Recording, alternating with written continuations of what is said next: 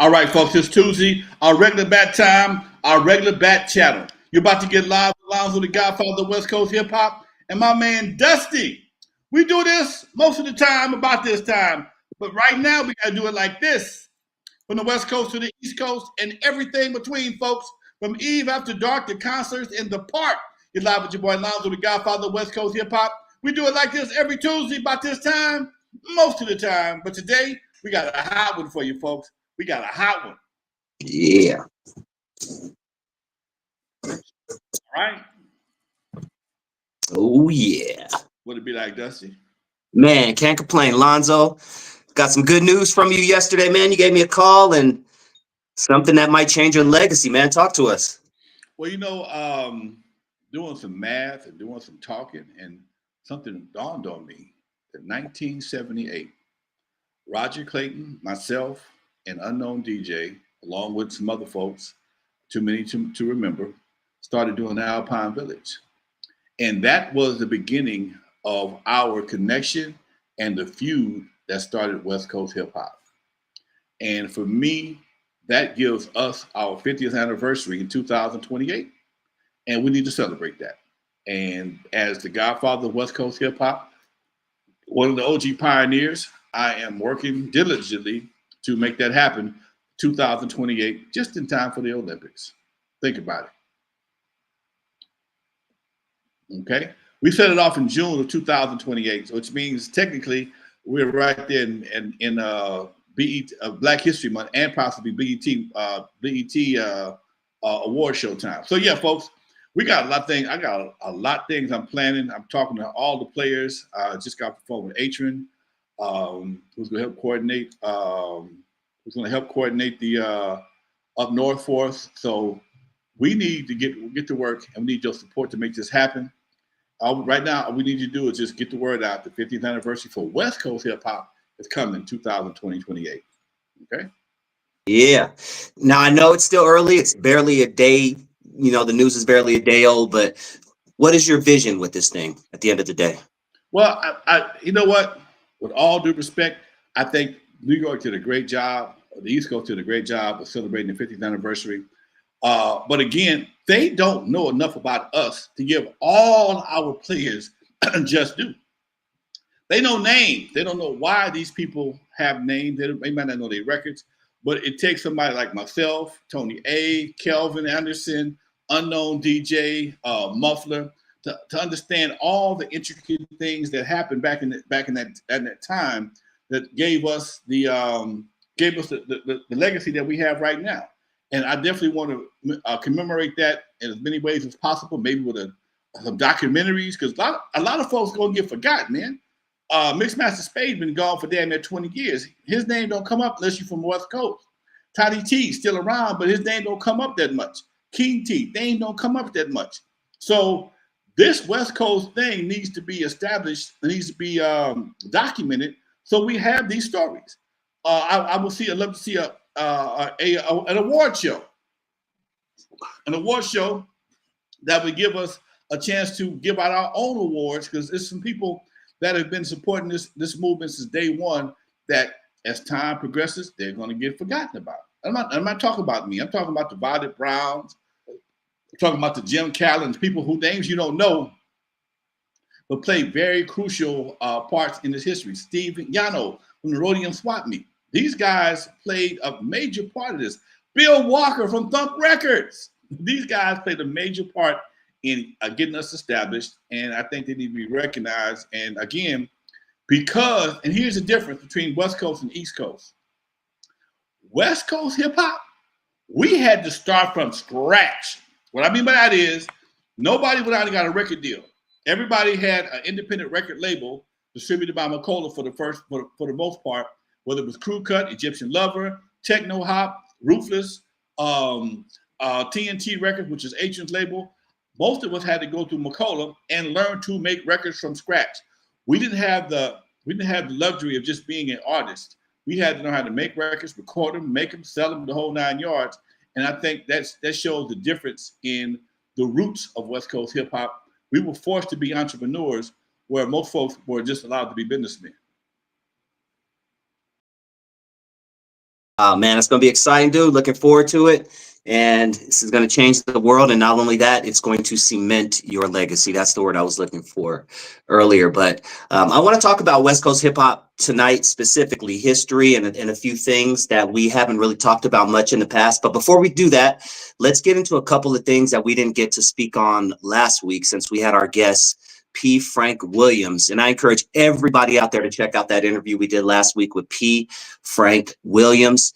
He is a documentarian. He has a wealth of knowledge on Suge Knight and Tupac. You know, more specifically, I think if you are a big Biggie fan or a Tupac fan, you are going to appreciate that interview. I'll put the link in the description right now after I asked Lonzo this question.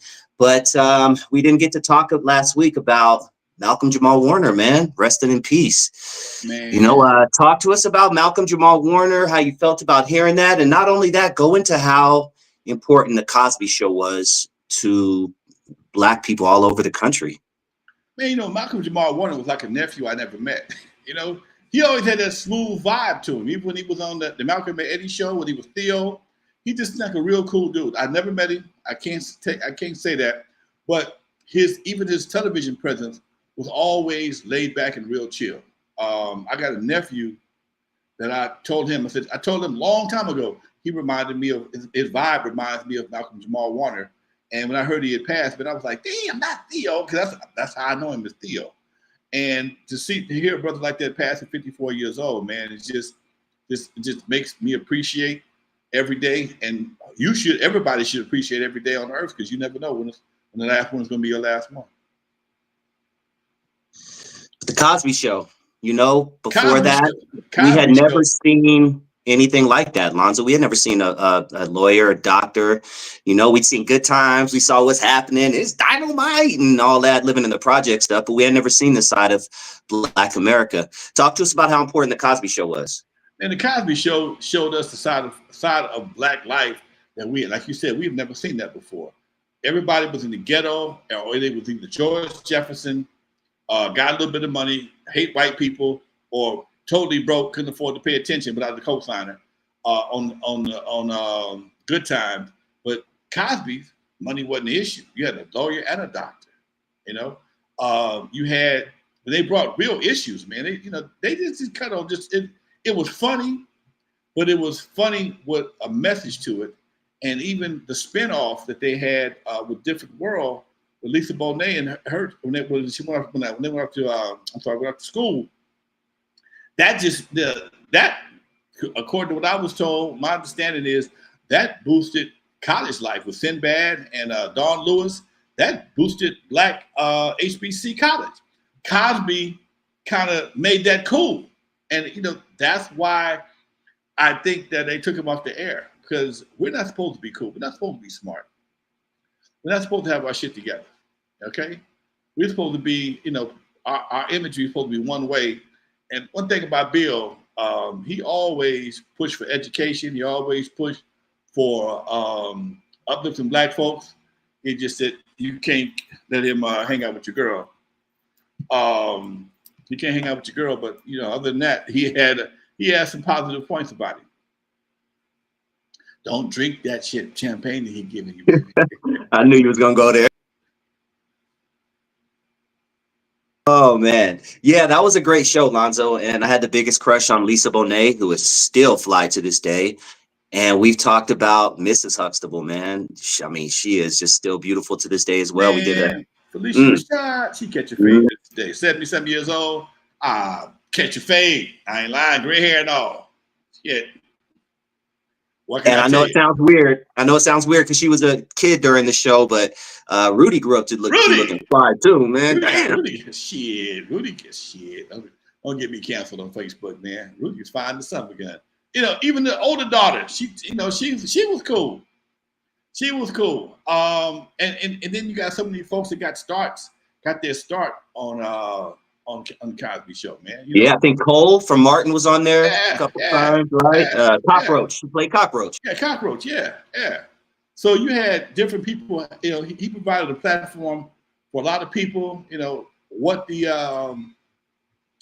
motivation was. I hope it was to uplift Black people. But and again, when you start seeing certain things come out about certain people, you know, most of the time there's an ulterior motive. And that's the sad part. You know, in hindsight, I went back and watched some of Bill Cosby's stand-up comedy routine, and I just didn't get it personally, you know. But what do you remember about his stand-up, if you do remember anything about it? And you know, how did Black folk take Bill Cosby back in the day on the stand-up side? You know, Bill Cosby came up in an era where you before Richard Pryor, well, during the Richard Pryor era, I think it came up around the same time. But Bill was that safe dude that white people liked. Bill understood The Sinbad of the day, the Sinbad of the day, right? He didn't cuss. He didn't tell a lot of. He told dirty, insinuating jokes. Okay, he never cussed at all. He would go flooring and the flooring and the shabaskas, whatever he would say. He'd make up a word rather than cuss, because at that time he was that dude. He was one of the first black dudes that was on a major TV show with I Spy, and he had a major white audience, and he knew how to make white people laugh. Okay, he kind of catered to the white, the white audience, which at that time was the predominant audience of that era. Even when he did shows, he knew how to appeal to that clientele. When Bill Cosby was he was also the host of the Playboy Jazz Festival every year. Him and what's his face was super cool. Him and Hugh Hefner, that was the dude. So he had a universal appeal, maybe not so much black appeal, but it was more universal far as non-melanated folks. And you can't get mad at the man getting how he gets his money. Now we can't leave this topic without talking about your connection to a black TV show, a very popular black TV show. Tell us the story about What's Happening and how you guys were supposed to get this part, but you didn't, and how that all happened. That was some heartbreaking shit right there, man. You'll make me cry.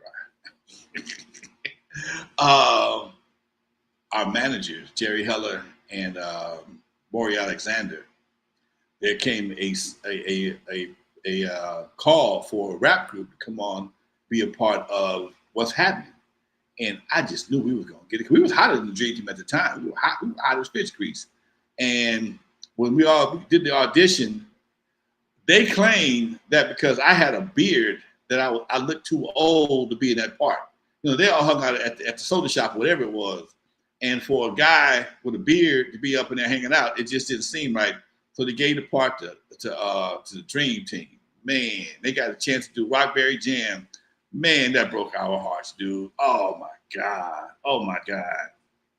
That just broke our hearts there. So yeah, we was crushed, but you know, more power to the homies.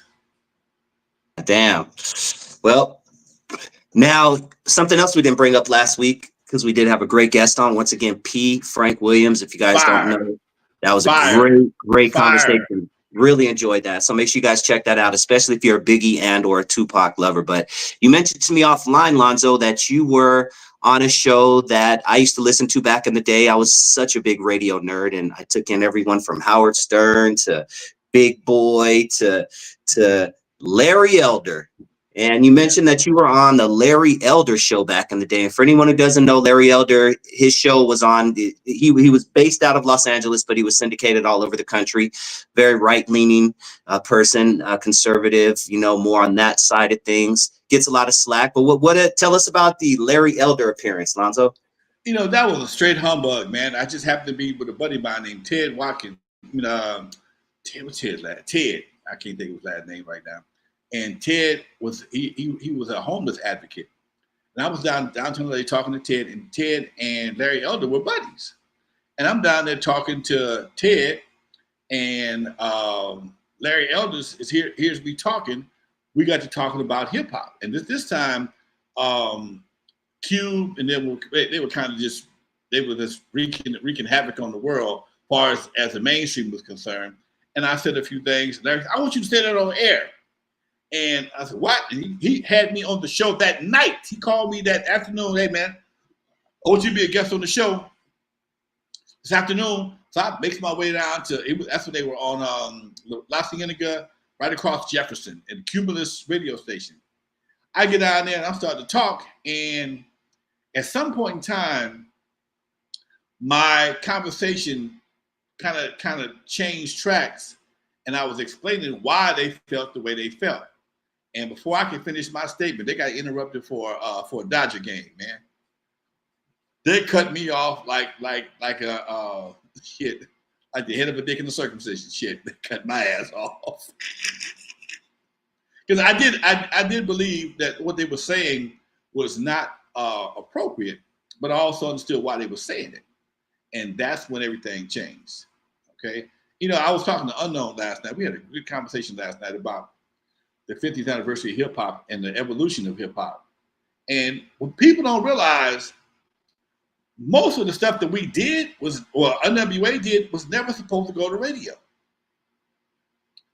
The songs that N.W.A did, Eazy did, initially were not supposed to go to radio. They were designed to be underground hits.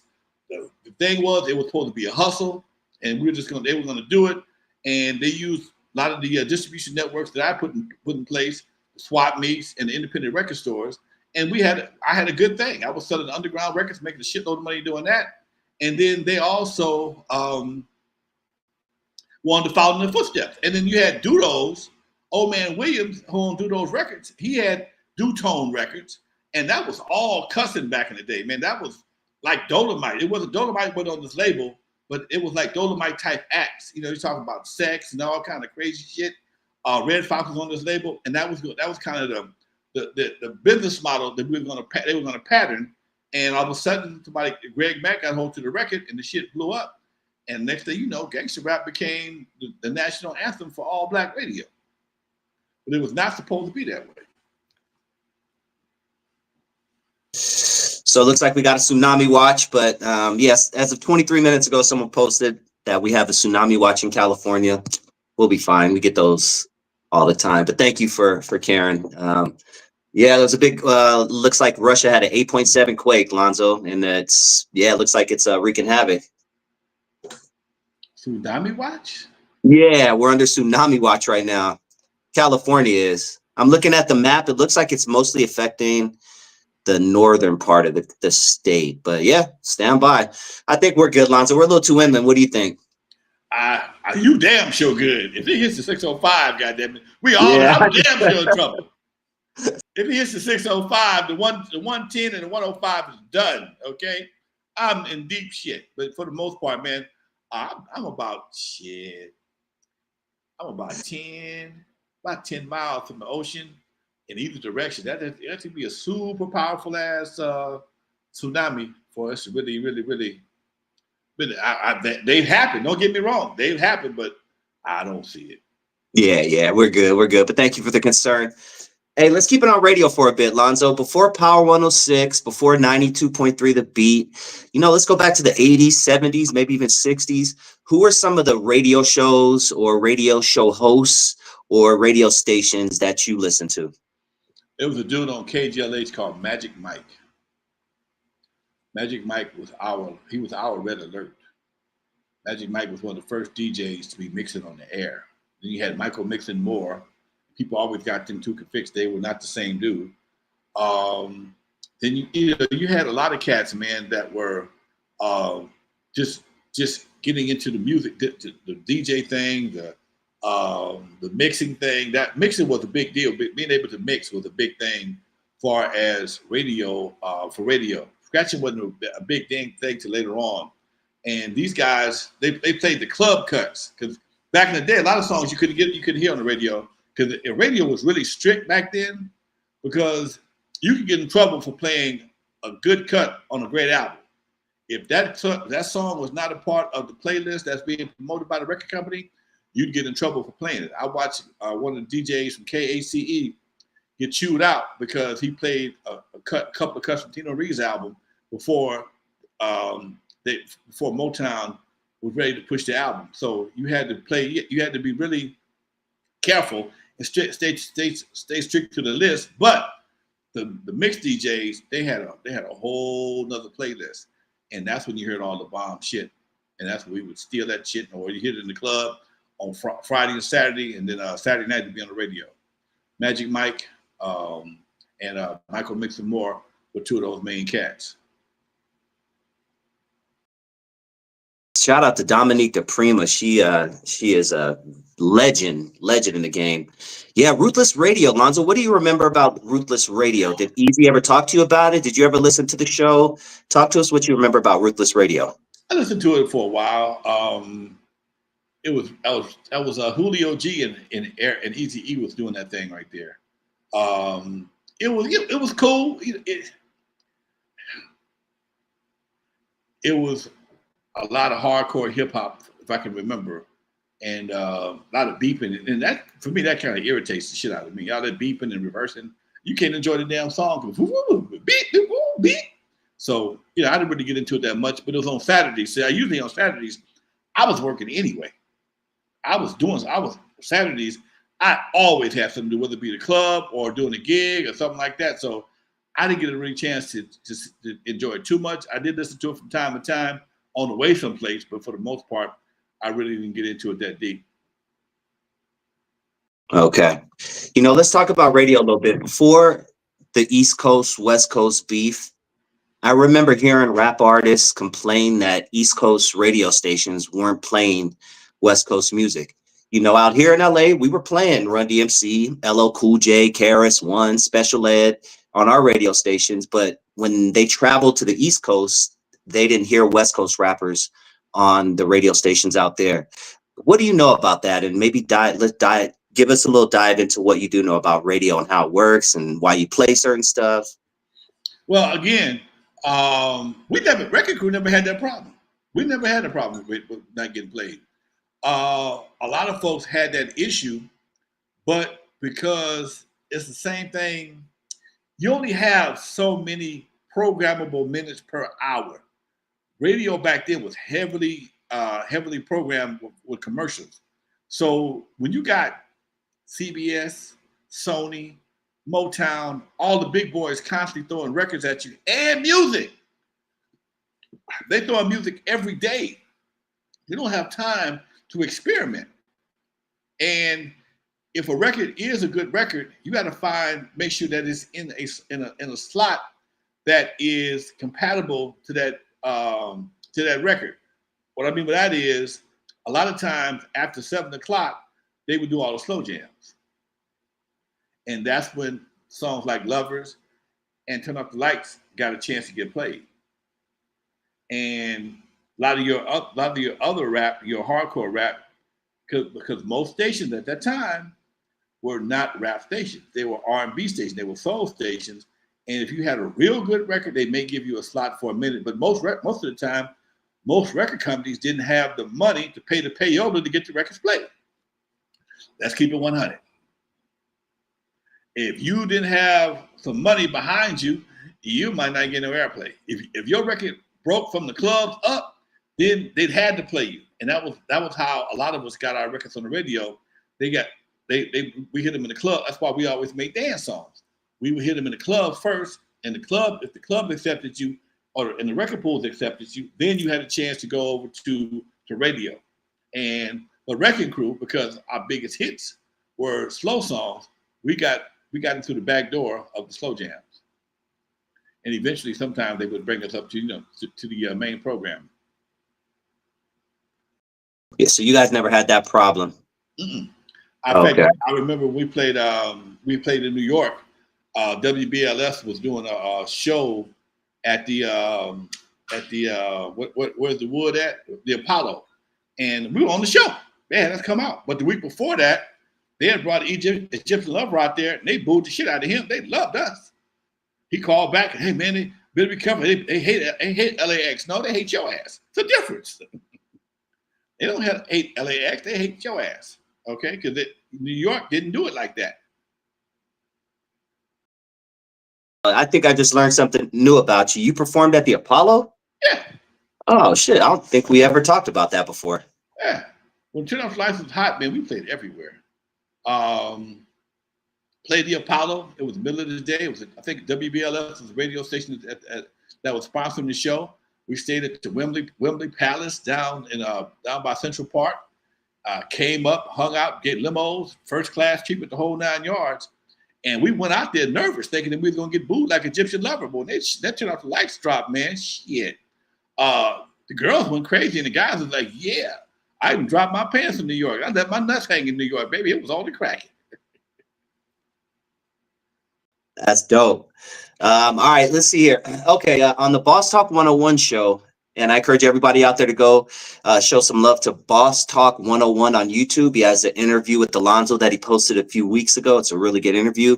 Make sure you go there and tell him Lonzo Williams sent you.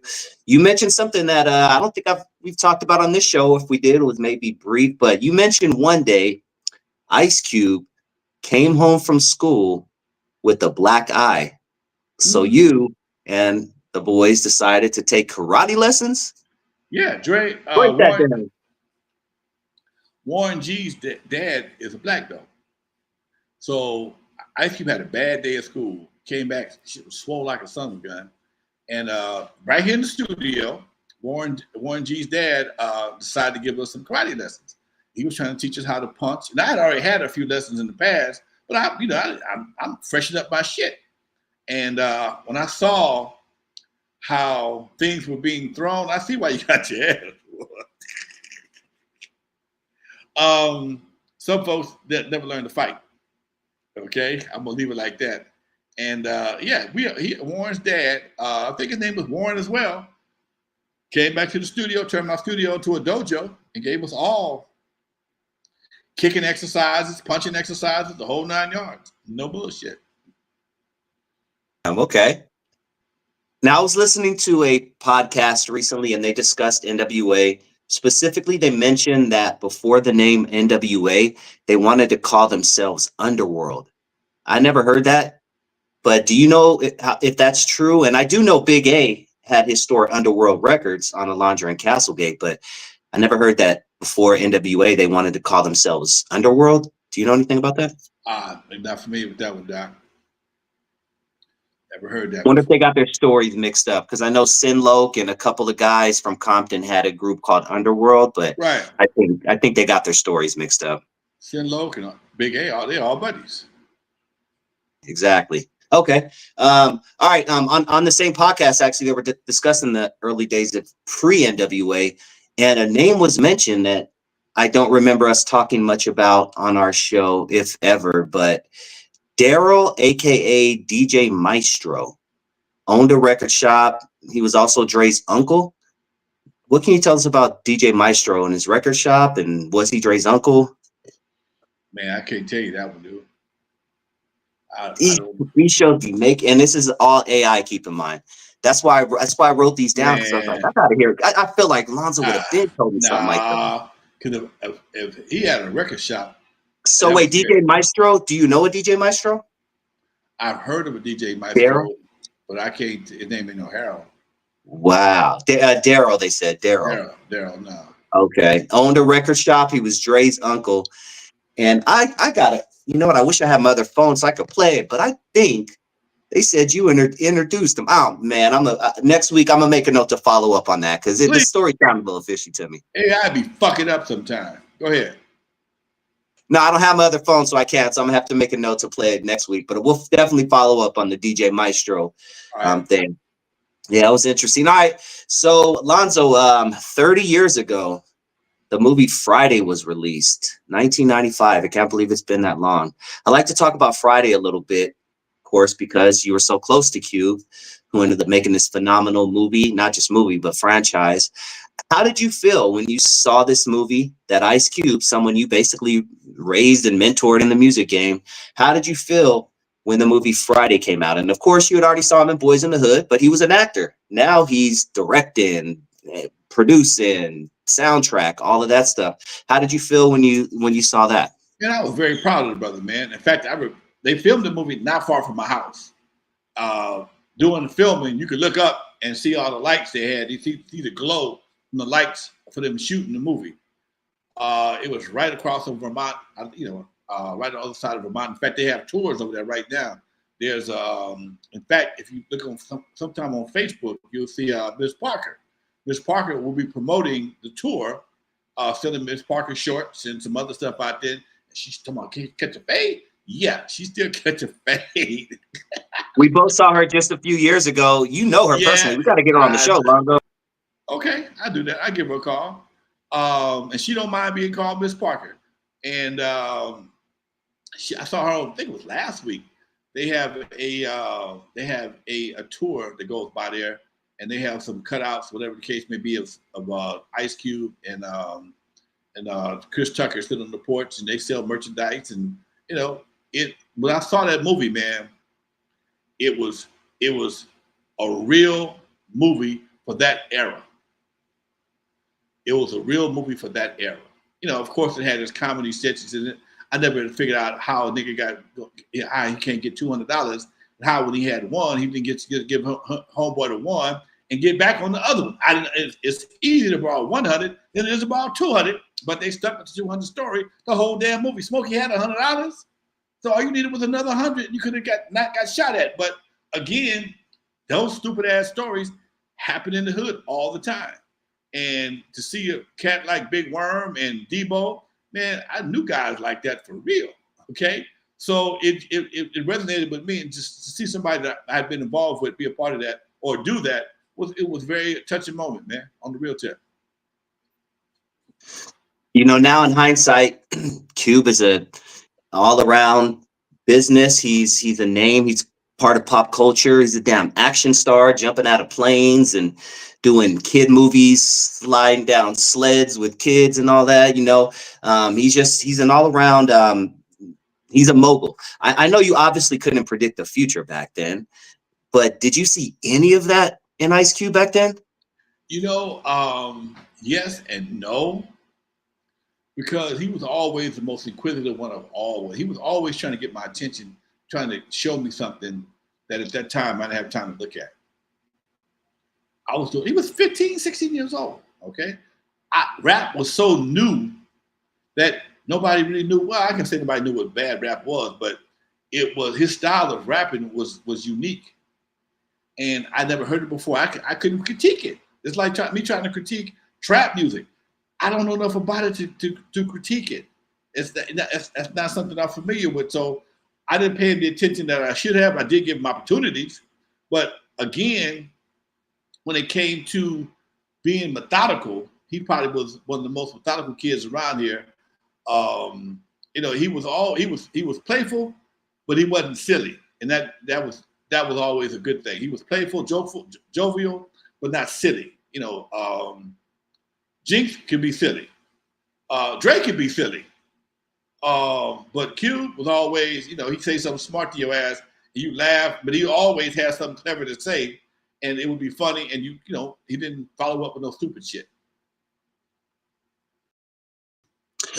Let me ask you, hypothetical. You have the opportunity to sign only one of these people during the height of their career. Who are you picking? Snoop, Ice Cube, or Tupac? We're talking to a 360 deal right now, right? I mean, you know, you're going to get some money. Let's just say that. Yeah. At the end of the day, it's going to be very beneficial to you. Start thinking like Jerry Heller. If it was to a 360 deal, I'd have to go with Cube. Only because Cube has proven himself on multiple platforms. He's a rapper. He's an actor. He's a movie mogul. He is a sports mogul. Snoop is a great endorser. He's a great sponsor, a spokesperson. And he has probably has a lot of things he's had his hands on. And he does movies, he does music still. But Snoop hasn't penetrated any new arenas other than marijuana. Okay? Other than marijuana, that I know of. I can only speak on what I know of. Ice Cube created Big Three from scratch. He saw a void and he filled it.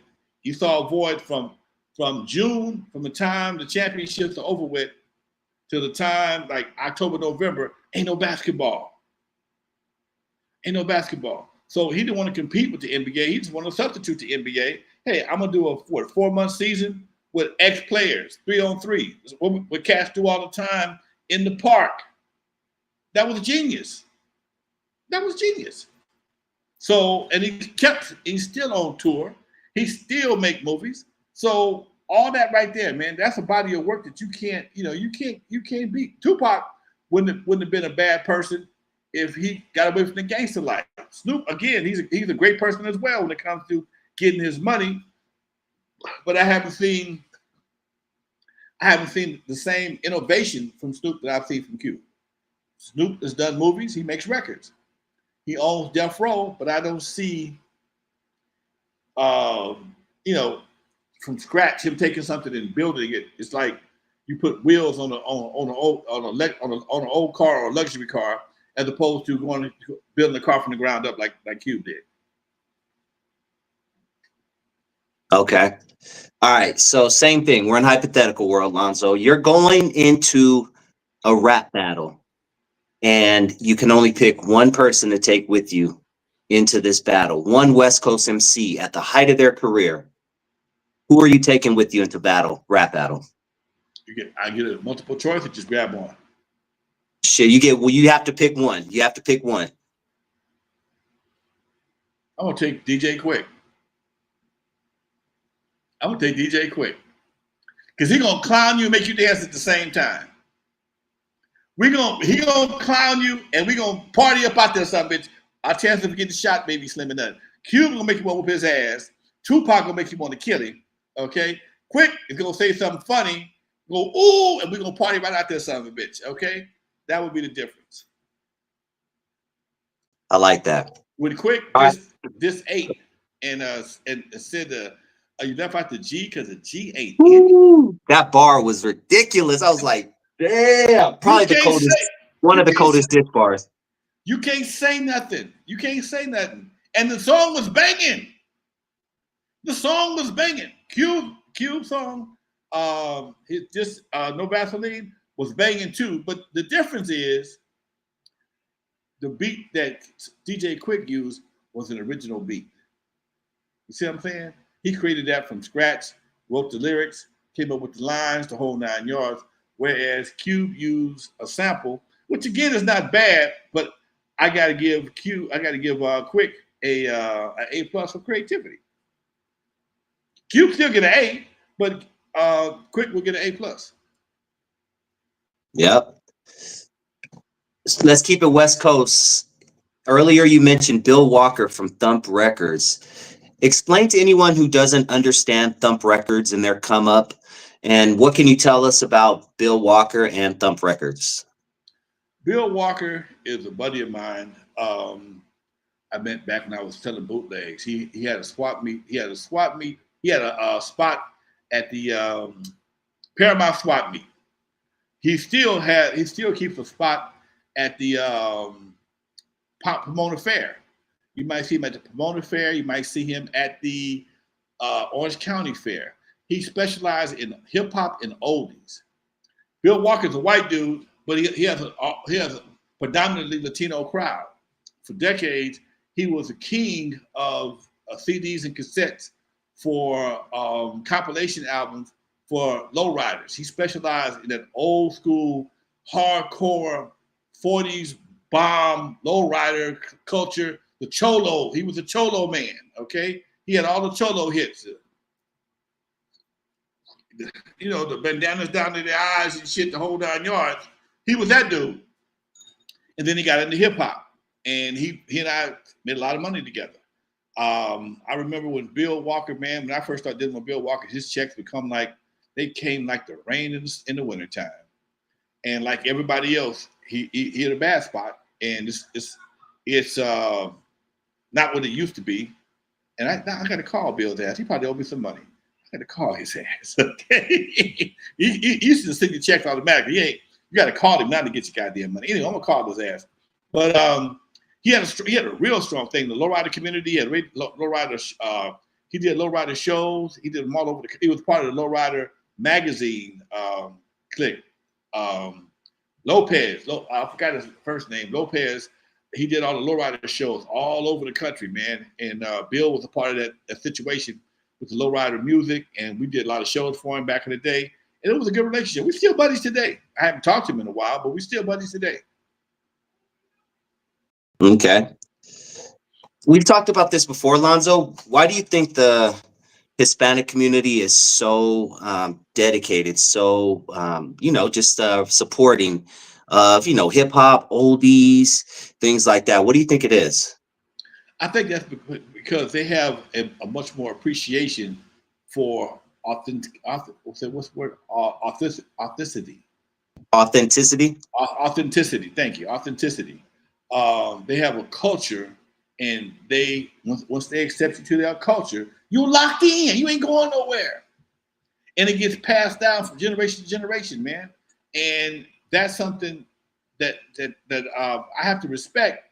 When you see a lot of I used to do a lot of Latino shows as a DJ, and you see the whole family. The khakis, the croaker sacks, the white t-shirts, freshly clean, and that was the style of that group, and it became a part of the culture.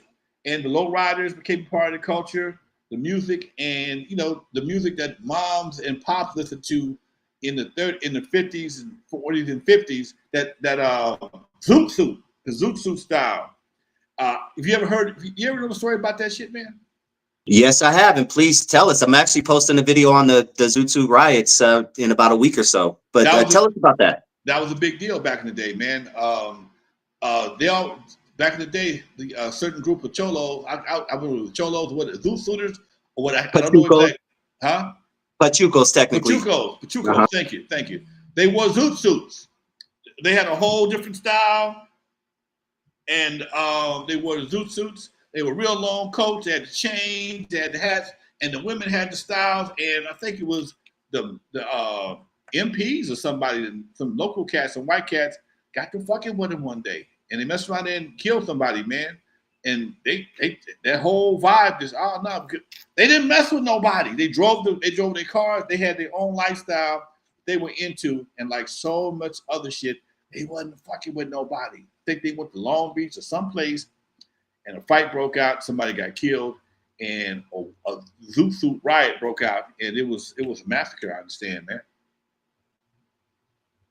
It sure was. So yeah, it happened in the Downey area. Actually, it was the Downey boys were involved, and there was this creek there in that general area, like the Downey Southgate kind of border. There was apparently a creek where a lot of Hispanic dudes went to, or Hispanic people went to, go to the beach because they weren't allowed at the beaches at that time. So, like you said, a fight broke out, and then that led to what is famously known as the Zoot Suit riots. And if anyone has never seen the movie American Me, they do a great depiction of the Zoot Suit riots. Literally at the beginning of the movie, the first 5 minutes or so is based on the Zoot Suit riots. Really interesting story, man. I'm glad you brought that up. But yeah, okay, all right, yeah, getting a little history lesson, ladies and gentlemen. You know what? Actually, I didn't remind everybody at the halfway point to hit that like button if you haven't already. And if this is your first time joining the channel, you like what you hear, you want some real West Coast hip hop history, you are tuned into the right place. N.W.A. Stories with Alonzo. That is Alonzo Williams, the godfather of West Coast hip hop. I am Dusty Vision. We want to welcome you to the show. And please, like we said, hit that like button. And if you're feeling a little generous, we got a little $ right there. Throw a few bucks to the show. We'd really appreciate it. Hey, Lonzo, were there any female rappers or female rap groups you remember in LA who may have had a little buzz, but for whatever reason they didn't blow up, and the rest of us don't know anything about them? We had damn, I can't think of her name. She was signed to Motown. She died while she was signed to Motown. She died, I think it was an asthma attack or something like that. I can't think of her name. Pretty girl. It was like in late 80s, early 90s. She was like one of the first females that I recall got signed to a major label, and I can't think of her name right now for shit. But she MC Trouble, good job. MC Trouble. Encyclopedia of hip hop. Man, there you go, boy. That's why I like my folks. They got game. They got game. MC Trouble. Yes, she died from I think it was an asthma attack or something like that, man. And she was one of the first MCs, female MCs that I remember from back in the day. And again, because she died before she had a chance to have her career blow up. Were Body and Soul from LA? Technically, no. but they did claim LA. Rose is from Oceanside, and D Barnes is from New York. But they met and they recorded here in the studio back in the day. Okay. What can you tell us about them? I know they lived with you, or one of them lived with you for a little while, but what do you remember about their come up? I know they were on the We're All in the Same Gang song. What can you tell us about Body and Soul? Rose came out of Rose, which was Body, came out of Oceanside. She was hanging out with a brother by the name of MC Trick, and they used to come to do those every Friday, and somehow or another, something happened to their apartment in Oceanside, and she ended up renting a room for me for God knows 3 or 4 years, man. And D was hanging around, and they Def Jeff was signed to Delicious Vinyl, and I think he did a demo for him. Him and Dre did some demos for him. They got signed to Delicious Vinyl, and when they came out, they were going to be the West Coast version of Salt and Pepper. They had the geometric haircuts, the short dresses. Rose was built very well endowed young lady, and so they had Body and Soul. And when they were on doing some promotional stuff, rumor has it they met with Queen Latifah and some other artists at that time, and they were convinced, maybe even Chuck D. I'm not sure. I have to ask Rose to find out for sure. But when they decided to do their videos, they were no longer the knockoffs of Salt and Pepper. They were subsidiaries of Public Enemy. They had the long dresses on. You couldn't see nothing but eyelashes, okay? And Delicious Vinyl said, "That's all right, we good." Album never came out. Never came out. Queen Latifah turned him out and said, "Don't be showing your ass like that." Oh, yeah, don't do that. Yeah, next thing I know, they ain't show no more. They ain't show no more skin. They promo pictures. They was cute as buttons, man. Both of them. And next time I saw them again, they in fact, there's a picture of them with the Poetess, because she was a part of that situation too. And they all were dressed like they was going to sell some bean pies. Oh man, that's hilarious. Yeah, because I never saw them as obviously they were beautiful, but I never looked at them as a sexy type of act. So it's very interesting to hear that story. Someone mentioned Hoes with Attitudes. Yeah, they didn't really blow up too much though, did they? What do you remember about Hoes with Attitudes? They were on Ruthless, and they were supposed to be the female version of Niggas with Attitudes. Yeah. But at that time, we wasn't ready for that shit yet, man. We was not ready for no Hoes with Attitudes, dude. We wasn't ready yet. And they was killers. They had body. They was like N.W.A. meets Vanity 6. I had a female group that I'd put out at one time too, and they were called Fresh Flesh. Fresh Flesh. Two girls out of Ujima Village over in Compton. They were pretty good, but personal relationships with my crew ruined that opportunity, so it didn't work out.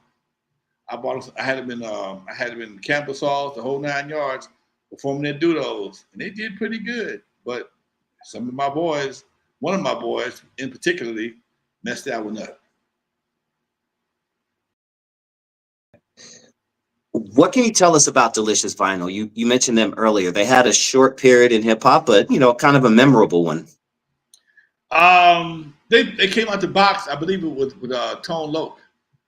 Tone Loc's first record. Damn it, I'm talking about either Funky Cole Medina or Wild Thing. Wild Thing. They came out with Wild Thing, Funky Cole Medina. Then they had Young MC right behind that. So they had a bunch, and I don't even think they even did an album. I think they made just did straight singles. I'm not sure. I don't recall seeing either one of them having an album, but they might have had one. And in fact, they were across the street from Macola. They had a little office. Matt and his partner. They had a little office right not far from Macola on Santa Monica Boulevard. And they had Def Jeff signed and a few other artists. And they were a small label that had a couple of big hits. And couldn't tell you much about them. In fact, I didn't meet these guys until later on after they were out of business doing some other stuff completely. They, I think, if I'm mistaken, they own Delicious Pizza on Adam. They own one. If I'm mistaken, they own Delicious Pizza, which is on Sunset. They had one on Sunset. They had one Licorice on pizza? Adams. No, Delicious Pizza. Oh shit. Okay. Something like that. It was Delicious Pizza. They used to host hip hop events on Friday nights. We all went out there a few times. I don't know if they're still around or not, but that was a thing for a minute. Okay. Let's see here. Art Chavez says, Lonzo, did you ever get a chance to interview with Marcus Clemens, who had a radio show, KPOO, in the Bay during mid 80s, early 90s, famous radio show on Sundays that helped promote rap artists? Can't say I did. Okay. Yeah, I'm gonna have to look into that one too. That's dope, man. I like hearing stories about how hip hop was forming in other, areas of the country also. Hey, let's we got about 10 more minutes, Lonzo. I want to end it with a little bit of game, some grown ass men enlightenment, and what better way to do it than to react to some of the quotes that I come across. Every once in a while I'm scrolling through Instagram, and in my head I'll be like, what would Lonzo say?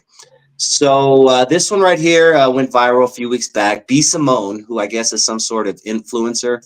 Baby girl. Yeah, I know you're talking about. Yeah, I have no idea who she is, but I'm gonna look her up right now. She once said she will quote, never date a guy with a 9-to-5 job. She went on to say, I want to manifest an entrepreneur husband. I don't care what you do. Sell drugs, rapper, I don't give an F. When you hear that, what are your thoughts, Lonzo? And I'm gonna look up this B. Simone chick while you're talking. Last time I heard, she just filed bankruptcy. Last I heard, she had just filed bankruptcy and was broke because she believed her own bullshit.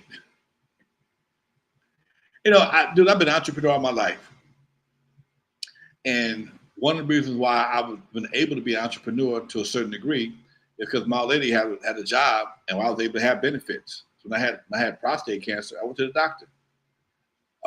Somebody got to have some benefits someplace, okay?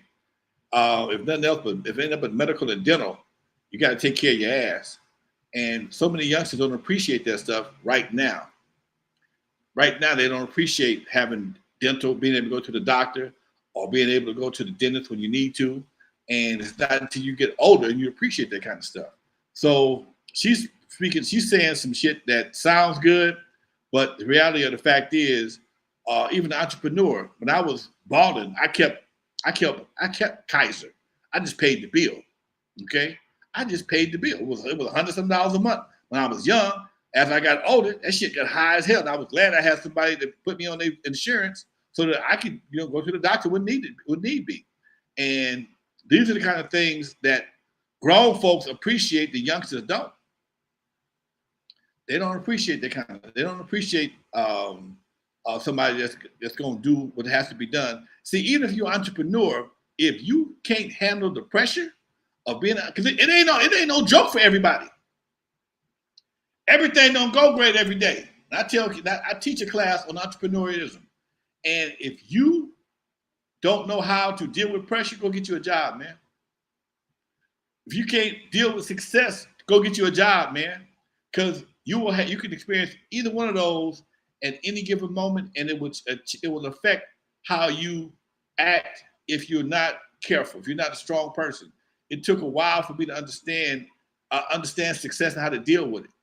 Thank God I had people that were able to keep me under control, keep my head on straight. Everybody don't have that. Everybody can't do that. So as I gotten older, I can keep other cats on task, keep their heads on straight, because I understand having a shitload of money at a young make you think you're invincible.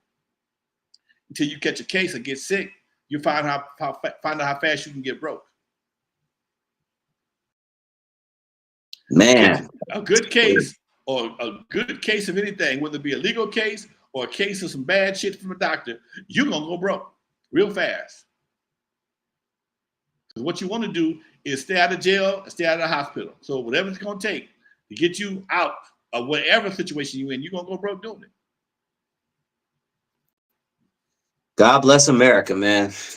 Matthew Murray says, what's your thoughts, Alonzo, regarding Deion Sanders' bladder cancer diagnosis? I don't think I heard that. Yeah, I saw that. He just got out of the hospital. I saw him other day. We got yesterday, I think it was. You know, man, no thoughts. It just, I'm glad the brother's able to deal with it, man. Cancer ain't no joke, dude. Yeah, actually, how I know. I've had that shit. That shit messes you up here, man. It messes you up because now your mortality becomes real. Your mortality becomes real. Most people don't realize, yeah, you're gonna check out of here one day. You don't even think about it. Nigga, you got cancer. You can check out of here a lot faster. There is a reason for you to get out of here a lot. Your purpose for getting out of here has been expedited. Everybody know that you would, like my daddy said, you will not leave Earth alive. But the fact that you have something in your body that can expedite your exit makes you appreciate life a whole lot different. And people wonder why I am the way I am. Nigga, I'm glad to be here. I'm glad to be here. I'm glad to be able to sit here and do these shows every Tuesday. I'm glad to walk my 5 miles on Sunday and my 3 miles during the week every other day. I'm glad to be able to DJ a show. Whenever I want to, I can go grab my equipment, throw it in the back of my little black truck, and go do a party at 68 years old. A lot of folks can't say that, man. So when you've been blessed with early detection for prostate cancer like I was, that's why I'm a prostate cancer advocate right now. When you've been diagnosed with anything, especially got to do with the C word, Negro, once you make it, you're a different person, man. You're a different person. You're a different person. Let me ask you, Lonzo, as a person like myself, knocking on 50's door, you know, I get a physical once a year. I get all my vitals checked, liver, kidney, all that good stuff, blood test. I get my prostate PSAs checked at least once a year. Should I go to the dentist twice a year? Is there anything else as a guy who's getting older, and not only to me, but to some of our audience as well, that we should be asking for that a normal checkup, you know, doesn't really, or it's not common knowledge for someone? As long as you're getting your blood drawn every 6 months, and because your blood tells the doctors a whole lot about you, man. Just make sure they're doing the PSA, which is prostate specific antigen, which means they specifically look for the cells that cause prostate cancer. Your blood will tell you all that. Your blood tells you your AC1. It tells you your everything. Other than that, man, in between going to the doctor, do some shit besides nothing. Okay? Do some shit besides nothing. Your body is like a car. Think about this for a minute, man. If you just sit around doing nothing, if you got a car that nobody drives, anything, it could be a pair of pliers. Ain't nobody using these pliers. All of a sudden you go to use them, they get stiff. You can't hardly open them or close them, man. You get a car that's sitting in the garage. Ain't nobody drove this car in 10, 15 years, but pipes get corroded. I mean, plastic gets corroded. Shit gets clogged up. Gas turns into to lacquer. Same thing with your body, man. And put some water in your ass, okay? Cats are so, oh man, I drink Life's tea. No, Negro, drink some H2O with nothing in it. No flavoring, no nothing, maybe a lemon, but put some water in your ass. Lubricate your body, bruh. Lubricate your body. I had to personally start doing that because that was one of the things I was lacking. So I got a big ass Stanley cup. I got a Stanley cup. I keep in my truck. And when I finish it, I take it out of my truck. I fill it back up and put it by my door, by my keys. So when I can leave my house, I can't leave without my keys. And that Stanley cup is sitting right next to my damn keys. So it's an instant good habit. So these are the things, and that's why I get up in the morning. I walk 3 miles every other day, man. And people say, oh, why don't you walk every day? Nigga, I need to rest too. You got to rest too, bro. You can't kill yourself trying to be healthy. That don't make no sense. You can't kill yourself trying to be healthy. Oh, man, you should walk every day. No, Negro, I'm going to sit my ass down and let my body heal. But if I don't walk on Sunday, you best believe I'm going to walk on Monday like I did yesterday. You best believe I'm going to walk tomorrow if I don't go to the gym. I would have went to the gym today, but I had a meeting this morning. So a lot of what happens to our bodies is because we don't do it. That's all. You got to do what you can do in between time and get it, try to do your best to stay off the meds. I tell everybody, when I'm walking on Mondays and Wednesdays, I tell that this walk, it's not just a walk, this is my medication. Not just a walk, it's medication. Keep my blood pressure down, keep my weight down, so that I don't have to take a bunch of pills like a lot of folks I know. Hey man, do what you got to do, but I choose to do something different. I got to be here for the 50th anniversary of West Coast hip hop. Shit, I got shit to do. All right. I love it, man. I love it. All right, Lonzo, any last words, or you want to hit him with that outro? We up out of here, Doc.